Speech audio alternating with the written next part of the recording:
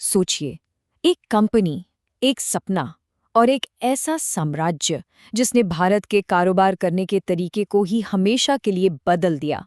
जी हाँ, आज हम बात करने वाले हैं रिलायंस की, उसकी अविश्वसनीय कहानी की। रिलायंस कोई कंपनी नहीं, ये एक आंदोलन है। सुनने में ये सिर्फ एक नारा लगता है ना? पर असल में ये वो सोच है, वो फलसफा है जिसने दशकों के सफर को रास्ता दिखाया है। चलिए जरा गहराई से समझते हैं कि कैसे। तो सवाल ये उठता है कि ये सब शुरू कैसे हुआ। आखिर कैसे एक इंसान का सपना भारत का सबसे बड़ा औद्योगिक साम्राज्य बन गया। इसकी जड़ें जुड़ी हैं एक छोटे से गांव और एक बहुत ही बड़ी सोच से। तो चलिए सफर के पहले पड़ाव पर चलते हैं, यमन से विमल तक, एक मामूली सी शुरुआत।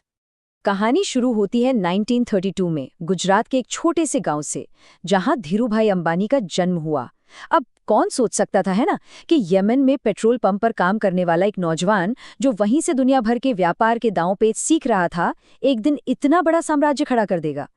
देखिए, 1966 आते आते उन्होंने रिलायंस को एक टेक्सटाइल बिजनेस के तौर पे शुरू कर दिया था, और 70 के दशक तक तो उनका ब्रांड विमल हर भारतीय घर में अपनी जगह बना चुका था।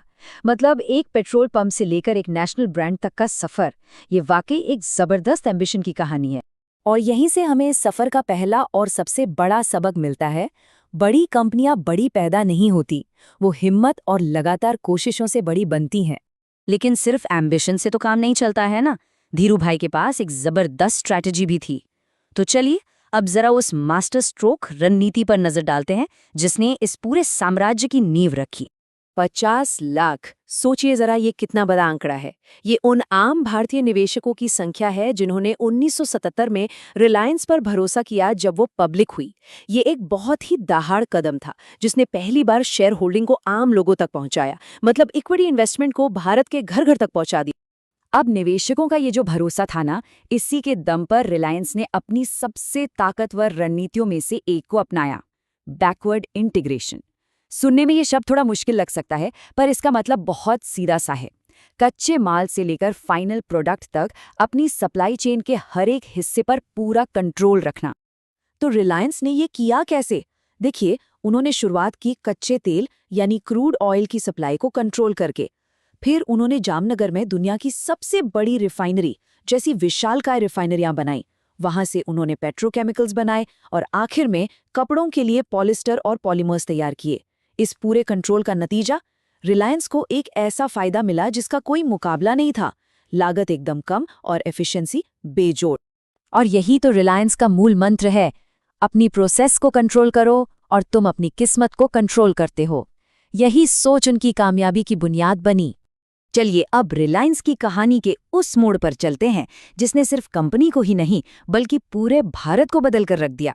जी हाँ, हम बात कर रहे हैं डिजिटल क्रांति की, द जियो डिसरप्शन। साल था 2016। रिलायंस ने जियो लॉन्च किया और बस भारत में सब कुछ बदल गया। जियो का जो असर हुआ वो किसी धमाके से कम नहीं था। जरा सोचिए, जियो से पहले भारत में डेटा दुनिया के सबसे महंगे डेटा में से एक था, और जियो के बाद दुनिया का सबसे सस्ता। ये सिर्फ एक बदलाव नहीं था, ये तो किफायती होने की एक क्रांति थी। और इसका नतीजा क्या हुआ? अरे, भारत में डेटा का इस्तेमाल तो जैसे आसमान छूने लगा। रातों रात जियो ने भारत को दुनिया का सबसे बड़ा डेटा कंज्यूमर बना दिया। और ये सिर्फ वेब ब्राउजिंग की बात नहीं थी, इसका मतलब था इंटरनेट का दूर दराज के गांव तक पहुंचना, डिजिटल पेमेंट्स को बढ़ावा मिलना और ऑनलाइन एजुकेशन का ऐसा फैलना जैसा पहले कभी नहीं हुआ था। जियो की ये स्ट्रैटेजी रिलायंस के एक और उसूल का बेहतरीन उदाहरण है। मार्केट को डिसरप्ट करो, नहीं तो मार्केट तुम्हें डिसरप्ट कर देगा। और भाई, जियो ने तो मार्केट को हिला के रख दिया। तो सवाल ये है कि आज रिलायंस का साम्राज्य कहाँ खड़ा है? चलिए चौथे पड़ाव पर चलते हैं। आज का रिलायंस एम्पायर, इसकी ताकत और इसका पैमाना। साल 2020 तक रिलायंस ने एक ऐसा मील का पत्थर छुआ जिस पर यकीन करना मुश्किल था। वो एक जीरो नेट डेट कंपनी बन गई। मतलब सीधे सीधे शब्दों में कहें तो उन्होंने अपना सारा कर्ज चुका दिया था। ये उनकी जबरदस्त फाइनेंशियल ताकत और दुनिया के बड़े बड़े निवेशकों के भरोसे का एक बहुत बड़ा सबूत था। पर उन्होंने ये किया कैसे? उन्होंने फेसबुक यानी मेटा और गूगल जैसे दुनिया के बड़े बड़े दिग्गजों से स्ट्रेटेजिक इन्वेस्टमेंट्स हासिल किए। इन निवेशों से सिर्फ पैसा ही नहीं आया, बल्कि ये भी साफ हो गया कि दुनिया के सबसे बड़े नामों को रिलायंस के भविष्य पर कितना गहरा यकीन है। आज रिलायंस सिर्फ एक कंपनी नहीं, बल्कि एक पावर हाउस है जिसके कई हिस्से हैं।